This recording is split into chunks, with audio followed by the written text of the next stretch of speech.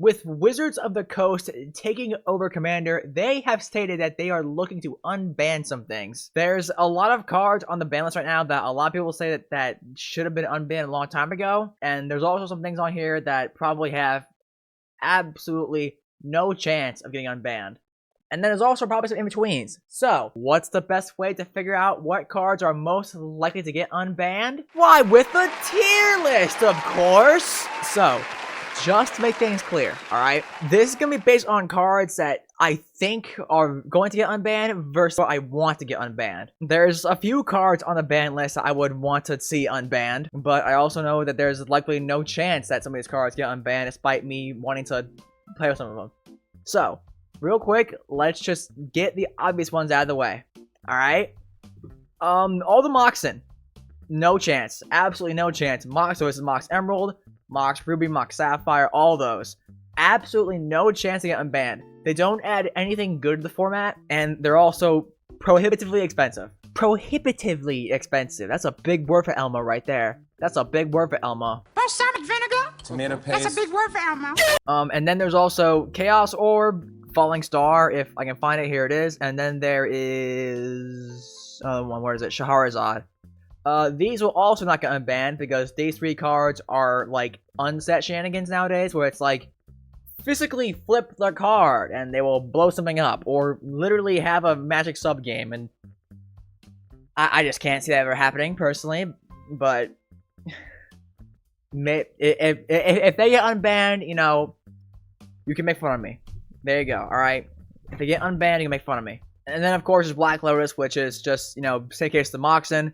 It adds nothing good to the format, and it's also, once again, prohibitively expensive. Alright, moving on to the actual beginning of the tier list here. Time Walk. 2 mana extra turn spell that hasn't been reprinted since Alpha, Beta, Unlimited. Combos with Icecrown Scepter.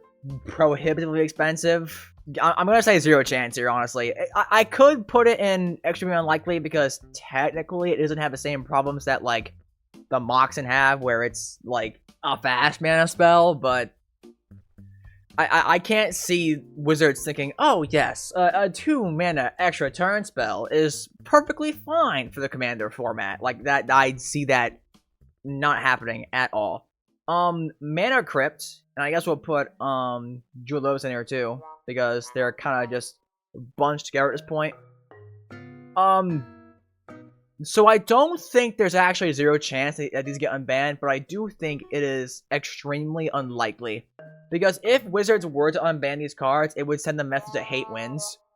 You know, because when these cards got banned, there was so many, like, just beyond reasonable death threats, harassment, just heinous acts against the RC and the CAG too, despite them having like no input on these bans at all. So the reason I'm not putting them in 0 chance is because I do think there is a very small possibility that they do get unbanned, but I think the only way it does happen is if Gavin's boss or some other higher up behind the scenes comes down with their hand of God and says, no, I want money. You unban those cards.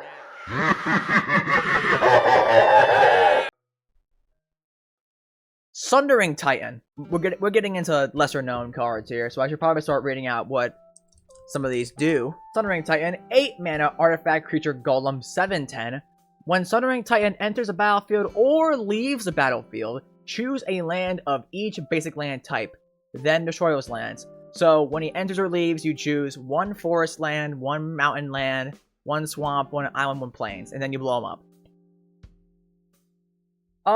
I believe the RC's concern with this card is that, like, it's too broken when you blink it. But, like, it's 8 mana. I guess you could reanimate it, but only blows up 5 things.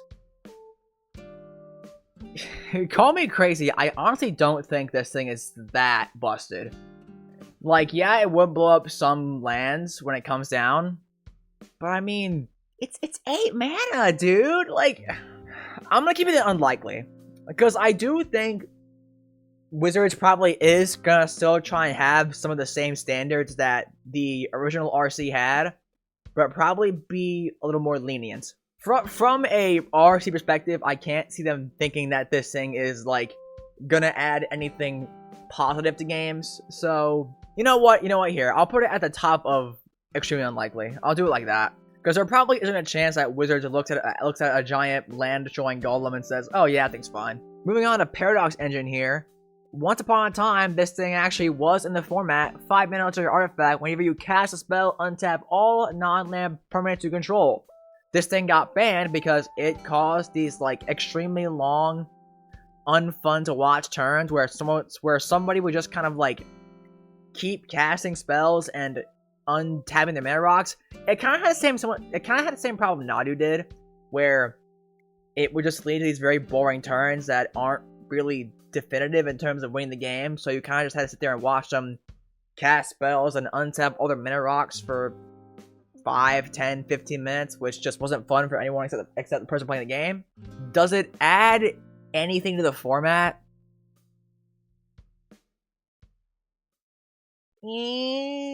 So the CEDH community was actually very mad apparently when this card got banned, because Engine getting banned apparently did kill off, like, entire decks. I wasn't really playing CEDH at the time, so I can't really say for sure, but from what I've heard, this card getting banned actually did ruin quite a few people's decks. So I think for CEDH, a lot of people probably would be happy to see it come back. They did just eat a massive banning with Dockside, Crypt, and Jewel Lotus, so maybe giving them something back wouldn't be a terrible idea. I'm gonna keep it unlikely, because I don't think there's a chance that they look at a combo piece and say, yeah, unban it. But I don't think it's extremely unlikely, because, again, it kind of would be, you know, take some, give some on Wizards' part. Moving on to Library of Alexandria. I think this thing was printed in, like, Arabian Nights. It's a land you can tap to draw a card, but only if you have exactly 7 cards in hand. So it can be a Phyrexian Arena on a land, but you gotta have an even Steven 7 numbers at all times, or 7 cards in hand at all times. It is $2,000. So that's gonna have to be a 0 chance for me. Sway of Stars. What even is this? What? I don't even know what. 10 mana blue sorcery. Wow. Each player shuffles their hand, graveyard, and all permanents, including lands, they own into their library. They own, not control. Oh, because it's into their library, right. And then draw 7 cards. Each player's left total becomes 7. Is this not just, like, blue Worldfire? What? I mean, Worldfire's unbanned, and that thing's been fine. I can't see... Okay, so what's the difference between this and Worldfire, right? Your life is 7 instead of 1. Everyone gets a full grip of 7 cards.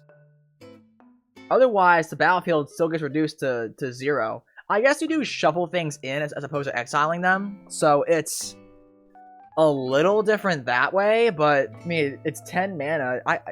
This thing seems too similar to Worldfire to not unban. I'm gonna go ahead and say it's in 50-50. It's not exactly a finisher, but it's not exactly like an unhealthy bad card either, I don't think. Panoptic Mirror. I don't even know what this is. Panoptic Mirror is 5 mana for an artifact. It has imprint for X. You may pay X and tap it. You remove an instant or sorcery card of mana value X from your hand from the game. During your upkeep, you may copy an imprinted instant or sorcery card and play the copy without paying its mana cost. So the obvious combo here is you pay 5, cast it, you pay, I don't know, roughly 5, and imprint an extra turn spell onto it. And then from there, you just have infinite turns. But I mean, that's a total of 10 mana to do that in 1 turn. It also, like, you get a whole turn cycle to even win with it, because it's an upkeep trigger. So you'd have to pay 5, exile an extra turn spell, and then pass around with no one being able to remove it if you didn't even win. There's so much more efficient stuff nowadays that I think this is fine, honestly. Like, this is not even that good nowadays by today's terms. Like, if your whole thing is, oh yes, I'm running Panoptic Mirror to take infinite turns, like, is that even that good? nowadays? I don't think it is. I'm gonna say likely, because you can totally use this in a fun way and exile like ultimatums under it. Not guaranteed, but I think it's a decent chance it gets unbanned, honestly. Moving on to limited resources. I don't even know what this is. Limited resources. A single white mana for enchantment. When limited resources enters, each player chooses 5 lands they control and sacrifices the rest. Players can't play lands as long as 10 or more lands are on the battlefield. So if you turn 1 this, no one's gonna ever have more than like, I guess at most 4 lands, because green player might be able to like get a rampant growth off before turn 3.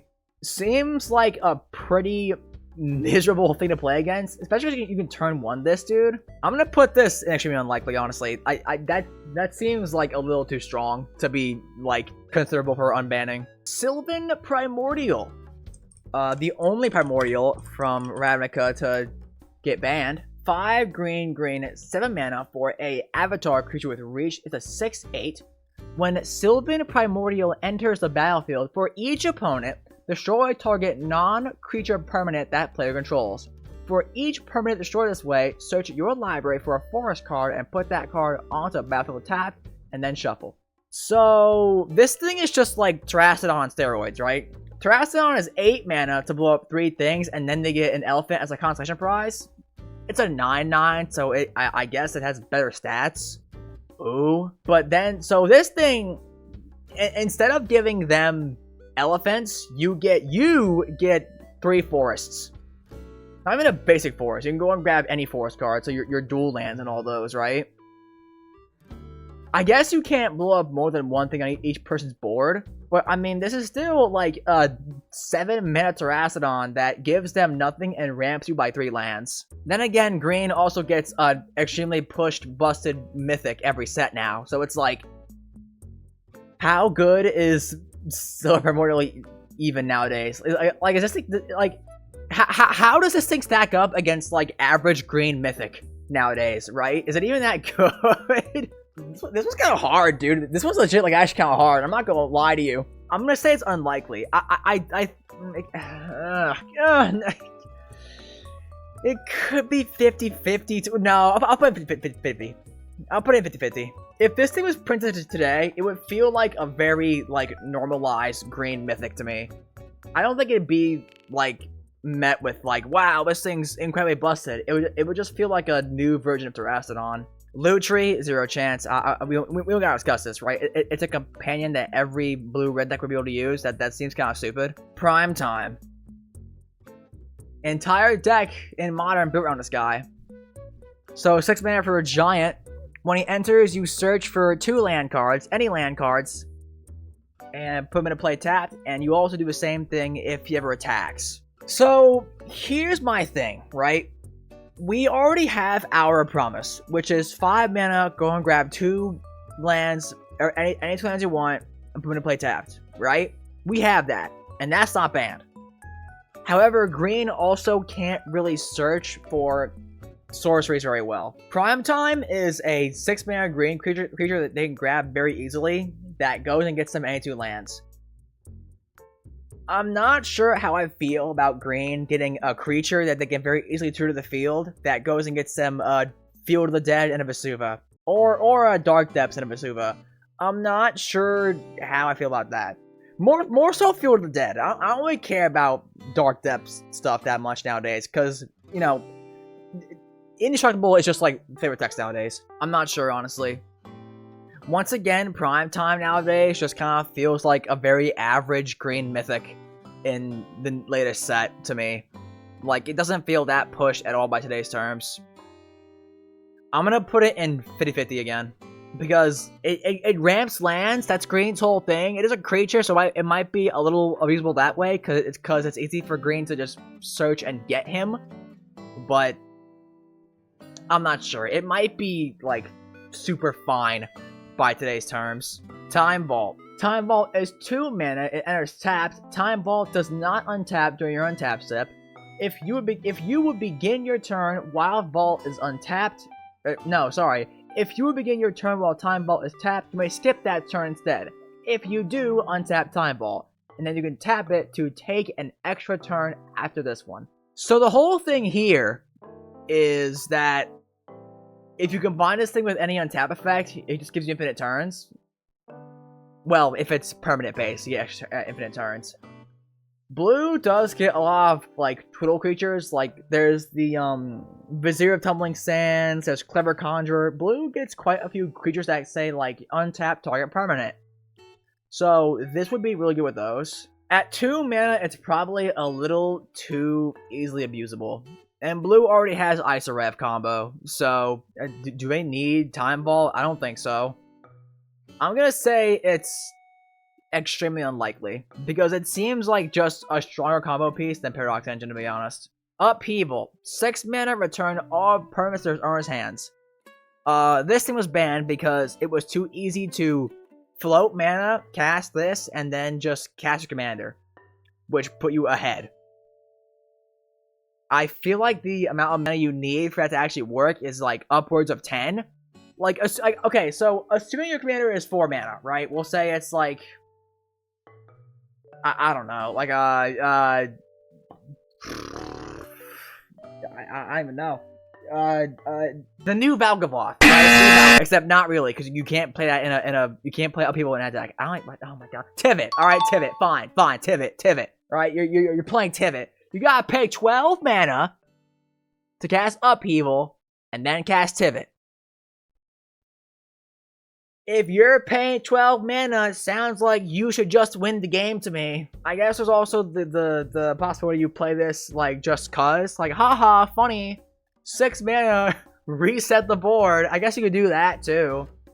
But then aren't you losing the most because you discard first for everyone else? Got your discard base. I mean, it might be a little push in Urza, but I mean, that's one deck. We can't ban things because it's good in one deck, right? Nadu, 0 chance. He just got banned, and no one can play about that. Nadu is not going to get unbanned. There's no chance. Trade Secrets. This was a card that encouraged collusion because you could just have someone draw a deck for you if you're friends and you're in the same tournament. I'm going to say 0 chance because no one's asking for more political cards, and I think having any sort of card that would allow collusion is not okay. Prophet of Krufix. 3 green blue, 5 mana for a 2/3 human wizard. Untap all creatures and lands you control during each other player's untap step. So it's not all non-land permanents like Seaborn Muses. It's just creatures and lands. And then you may cast creature cards until they had flash. This thing got banned like a really long time ago, right? Like, what year? 2015? This thing's been banned for like nearly a decade, if not already. The way I've heard this thing get described is that it's like you get an extra turn between each player's turn because you can just cast your creature spells in your hand on every player's turn. So it's like Lighthouse Chronologist on steroids. And of course, you're Simic, so you probably already are a creature deck.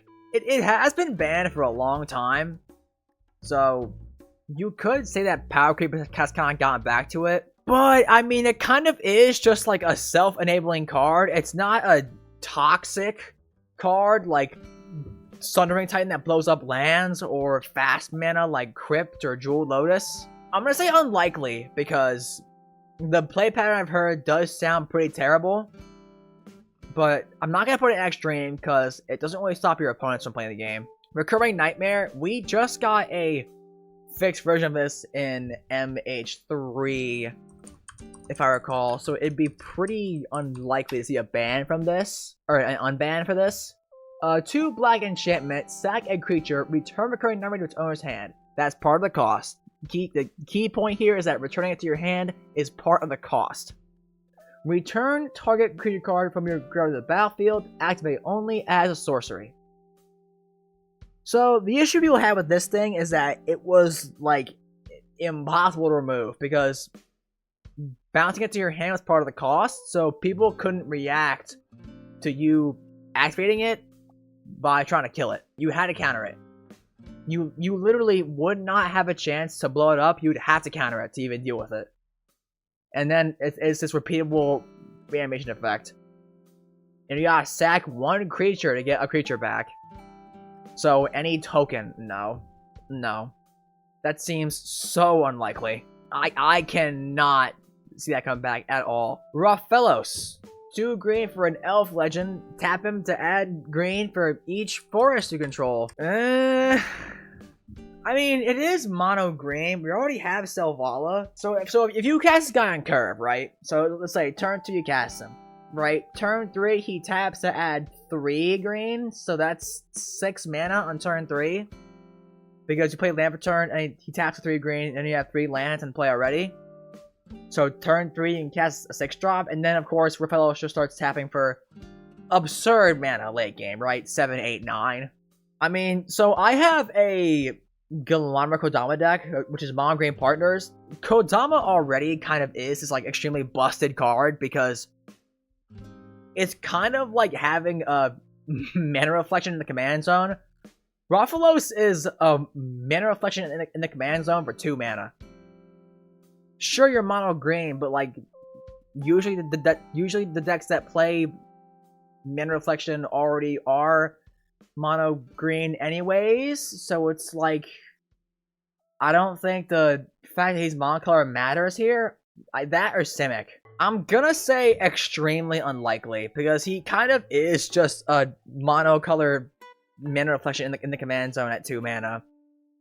Which just sounds like a really not good time for the pod. Yawgmoth's Bargain. 6 mana enchantment, skip your draw step, pay 1 life, draw a card. I mean... So we have Necropotence, right? And Necropotence is pretty strong. We have Necrodominance now too. Necrodominance is pretty strong. I think 6 mana for this kind of is a big deal. It's not a creature, so you can't really cheat it out into play. I feel like Necropotence honestly isn't really that much worse than this thing, and in some ways it's actually better. 3 mana versus 6 is pretty big, in my opinion. Like, it's certainly powerful, but is it really ban-worthy when you pretty much have to hardcast this? I mean, dude, this thing seems so comparable to Necropotence to me that I'm not even sure it's that good. I know it can be like draw 30, but Adnaught already kind of does that in the right decks. So it's like, and that's an instant at 5 mana. Call me crazy, but I'm actually gonna put this thing at 50-50. I think nowadays with Adnaught being such a popular play pattern in higher competitive settings, Necropotence being so comparable in terms of just how it works, I think 50-50 is just the best spot for it, honestly. Tanker. 2 in blue for a sorcery. As an additional cost to cast this spell, 2nd artifact. 1 artifact. Search your library for an artifact card and put it onto the battlefield. And then shuffle. So, the best thing you grab with this is like what? God Pharaoh statue? Portal to Phyrexia? I guess there's like a Blightsteel too, right? Blightsteel is the obvious one, I think, right? Because you just get a... I mean, if you turn 1 Mana Dork or Soul Ring, you just get a turn 2 Blightsteel. I don't think that's a play pattern they want in the format. I think beyond Blightsteel, I think Tinker gets like way worse, to be honest. Whoa. Then again, Superman action. Hey. It's not game breaking, I don't think. It's very strong, but I don't think it's like, oh, if someone resolves Tinker, they win the game. I don't think it's that strong. Unlikely. I don't think it's extreme, because you kind of do just go and... no. I mean, dude, if I turn to Godfair statue with this card, the game's over, right? Because, I mean, you get such a massive tempo advantage, and that's not even counting the fact that you can just go and grab any other thing late game to adapt with it. Yeah, no, put it in unlikely, extremely unlikely. Leovold. This guy says wheels win the game. Yeah, no, this one seems like a no chance to me. 3-mana commander that just turns every wheel into a card that wins the game. There's no way an effect like that gets unbanned for a commander, of all things. If he was like an enchantment, then maybe. Therian Academy. Tap it. It's a land. Add blue for each artifact you control. I mean, we have Sarah Sanctum and Gaia's Cradle, but we also have treasure and clues and maps and all these. We're getting a new silly artifact token mechanic per se, and treasure just keeps getting more cards in general. If anything, Academy's actually gotten stronger over the years. No, yeah, no, 0 chance. Sorry, ain't no way. Hall Breacher, Leovold, but in the 99, but also monocolor and also flash, and also you get treasures when opponents don't draw cards. Also, it got banned like within the last few years, so I cannot.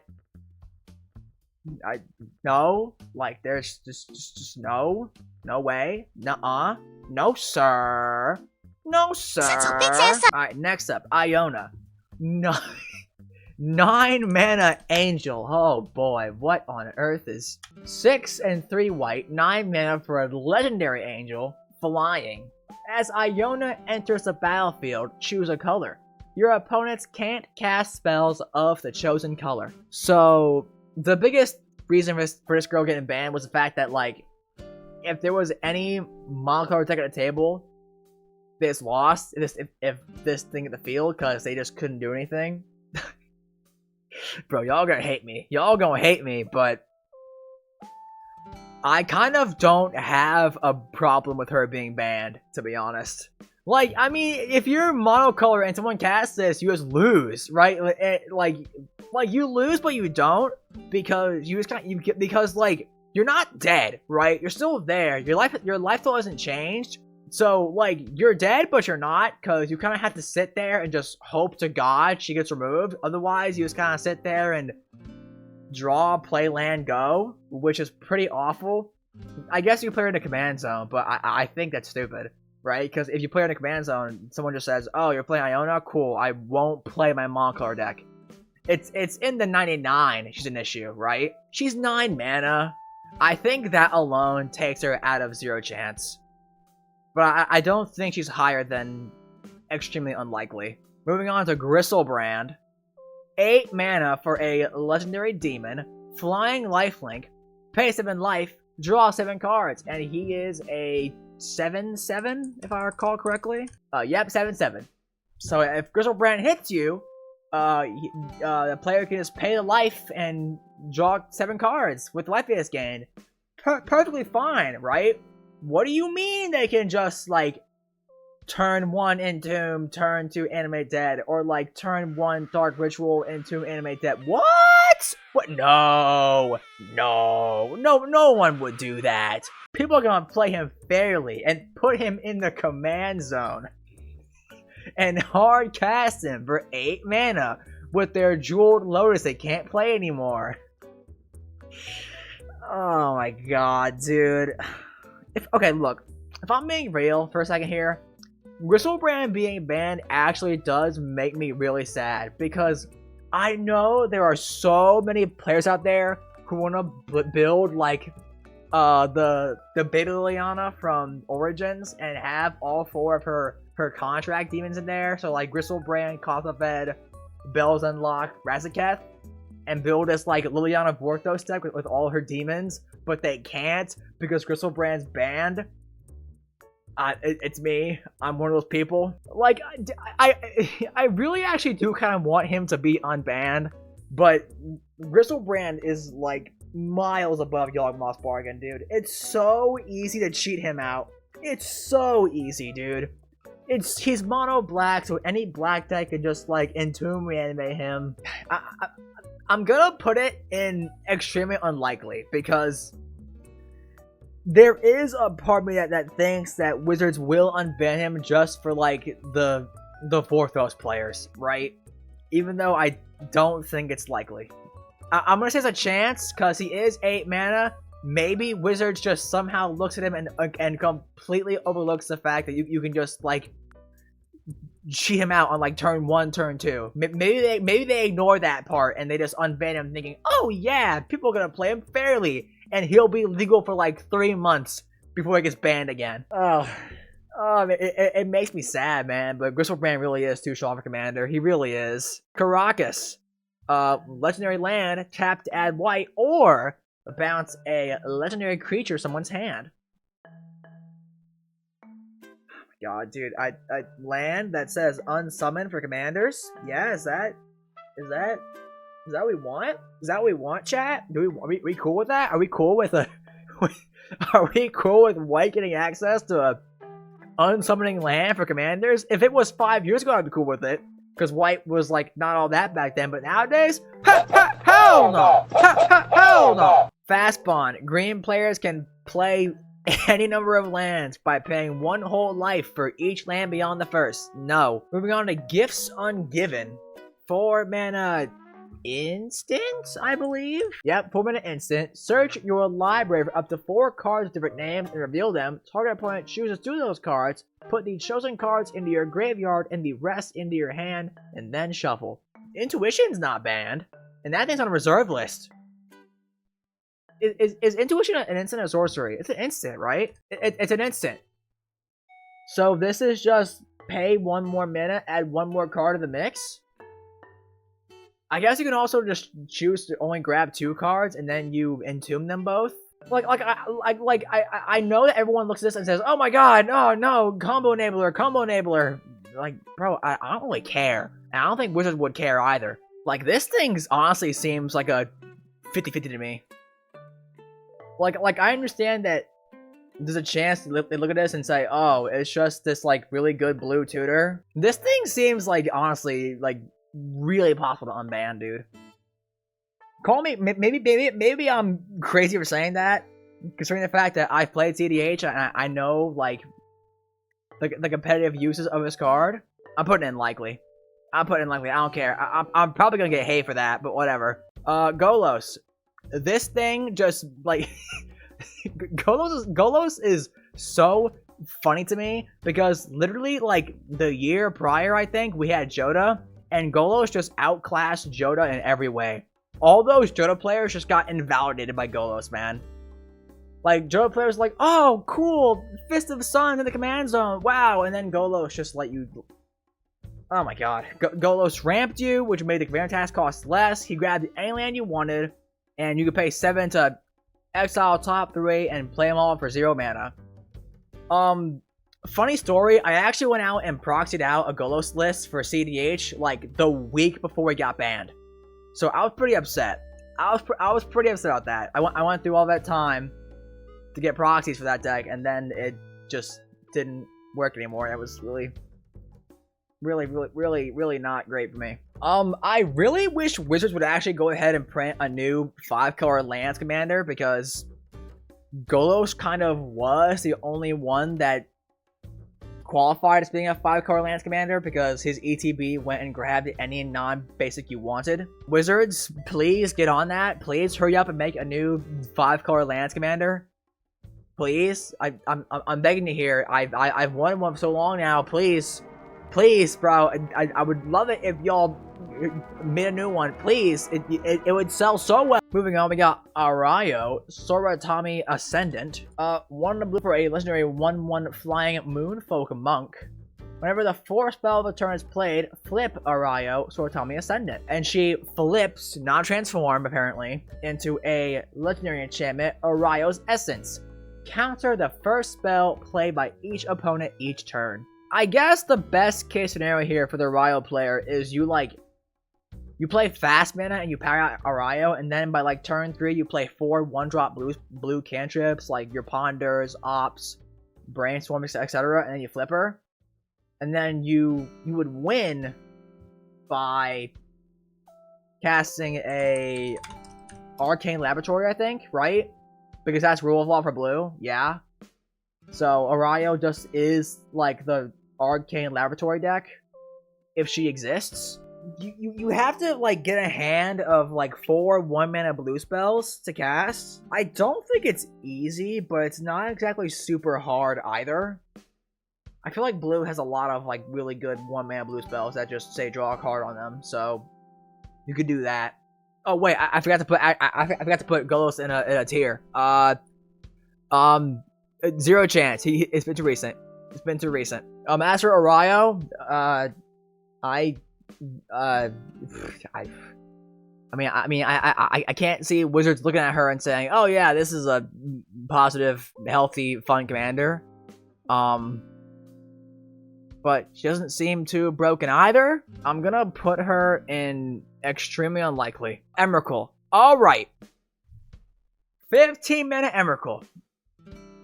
Infamous Eldrazi. When you cast her, take an extra turn. Flying. Trample. 15/15. Protection from colored spells. And not permanents, right? It's only spells, I believe, right? Yes. And then she's got another 6. And if she goes in your graveyard, she gets shuffled back in. So you can't reanimate her. Bro, let me tell you right now. If anything on this list is gonna get unbanned, anything at all, it's gonna be Emrakul. It's gonna be Emrakul. I would bet so much money that within the next year, Emrakul gets unbanned. There is absolutely no way she doesn't, dude. The only thing she would do is give Eldrazi decks a finisher, and that's it. No one would play her outside of Eldrazi. No one. None. 15 mana is a lot. Alright? Even for some of these, like, big mana decks. Bro, I'm telling you. If anything on this list is gonna get unbanned, it's gonna be Emrakul. Because she has no, like, weird stipulations about her other than the fact that she just does a lot of damage and blows up one person's board for 15 mana. You can't cheat her out, really. I mean, I guess you can with, like, quick Silver Amulet, but then you don't get the extra turn, which is, like, half the reason to even play her. Bro, I would bet so much money. I would bet so much money that Emrakul gets unbanned, dude. There's no way she doesn't. There is no way Emrakul does not get unbanned. There's no way. Because the only thing she's gonna do outside of, like, weird niche decks is just serve as a good finisher for Eldrazi decks. And that's it. That's all she will do. And she will be perfectly fine for the format. Darkside just got banned. No. Braid's Cabal minion. 2 black for a legendary human minion creature. 2/2. At the beginning of each player's upkeep, that player sacks an artifact, creature, or land. So, Braid's main issue is as a commander. In mono black at 4 mana, it is very easy to power her out by, like, turn 2, and in which case, if no one can remove her, the game's just over already. Because if she comes out on, like, turn 2, everyone's just kind of forced to sack lands, which at that point means that you can't ever really get ahead on mana, and therefore you just lose. Because if you can't get mana to remove raids, the game's just over. Now you might say, well, the Braids player, you might say, well, the Braids player has to sack stuff too, but you are the Braids player. You can build around her. You can find ways to be able to deal with the upkeep sack effect. If your opponents don't have lands and can't keep lands, the game's over.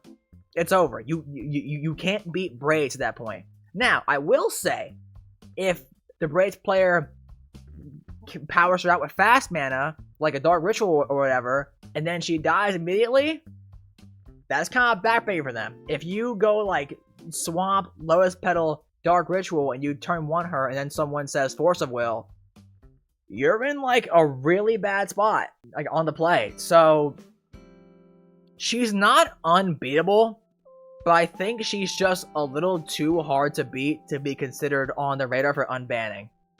So, I'm gonna put her... Actually, I think Unlucky is probably a pretty good place, to be honest. I don't think she's extreme, because she's not unbeatable. She's just very hard to beat. Like, putting her next to Prophet Krufix feels very correct to me. Moving on to Coalition Victory. 3 white, blue, black, red, green for a sorcery, 8 mana total. You win the game if you control a land of each basic land type and a creature of each color. If you have 5 shock lands and a Shadow of Alara in play, and you cast this, you win the game. It costs 8 mana. You gotta have basic land types. I think it'd honestly be, like, even more unbannable if it specified basic lands of each land type. Like, if you had to have a basic forest, basic mountain, etc., I think it wouldn't even be banned nowadays. Because then you have to be playing enough basics and enough ways to fetch basics in your deck for this to even work. The fact that it works with, like, your shock lands and now your triumphs nowadays, right? I think that's the main issue the RC had with it. But then again, you also have to have your commander on the field. And oh, by the way, if they cast this, you can just blow up their 5-color commander in response, and now it doesn't work. I'm gonna say likely. It's 8 mana. 8 mana spells should win the game, or at least come close to doing so. And there's ways to beat this. Any sort of, like, instant speed removal spell for their 5-color source should do it. Unless they went ahead and actually, like, went and got multiple 5-color cards to do that. In which case, they probably spent, like, 10 mana prior to cast 2 Wooburg spells. Like, it is so unbannable, dude. It's so unbannable. And it's a recall. 1 blue mana, instant, draw 3 cards. No. It's also, like, $2,000. And it was only printed in Alpha, Beta, and Unlimited. Yeah, it was only printed in the first sets. So that's gonna be a no for me, dog. Biorhythm. 8 mana green spell. Sorcery. Each player's left total becomes the number of creatures they control. So if you board wipe and then you play a creature and you cast this, you win the game. At which point you probably spent, like, at least 11 mana, right? Because you get Toxic Deluge, and you play an Ornithopter, and then you cast Biorhythm. Right? Yeah, that's fine. That's actually, like, so fine, dude. That is actually so fine. Like, the only reason I can see them looking at this and saying, oh, don't unban it, is for, like, color pie reasons. Because this is a green spell that, like, does direct damage in a way, which is not Green's thing. Green did get it back in the day, though. I don't know if y'all ever heard of Stormseeker. Stormseeker is like a 4 mana green spell that, like, does direct damage to someone's face for each card in their hand. Green got burn spells. Green got burn spells back in the day, but nowadays not so much. But I guess they got Biorhythm. But it's okay because it cares about creatures, I guess. I don't think it's as likely as Emrakul, but I do think it probably is one of the highest cards here. Balance. 1 and a white for a sorcery. Each player chooses a number of lands they control equal to a number of lands controlled by the player who controls the fewest, and then sacrifices the rest. Players discard cards and sacrifice creatures the same way. I honestly don't know how to even rate this. Everyone says balance is this, like, very abusable, easy to break card.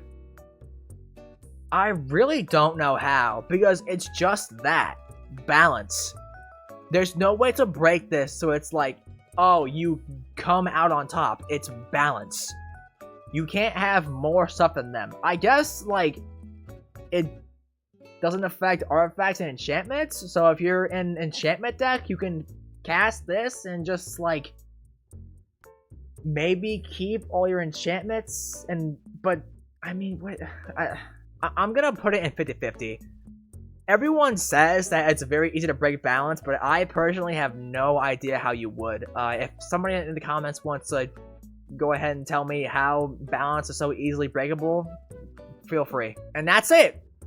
Emrakul Unbanned is coming. I'm telling y'all. Everything else is up in the air. I guess, personally, I would say anything below 50-50, consider it being impossible, personally. Like, anything below 50-50, I think, has virtually no chance of getting unbanned, but I guess there's always a chance. Thanks for watching. If you want to see more content from me that is not Magic-related, go ahead and subscribe to a live channel. We are playing Silent Hill 2. Alright, come on. Metal pipe sound effect! Metal over there right now, so if you want to maybe hop in sometime when I'm live, or just see more content from me in general that is not related to Magic, go ahead and hop over there. It'd be really cool of you. Thanks for watching. I love y'all, and I will see you all next time.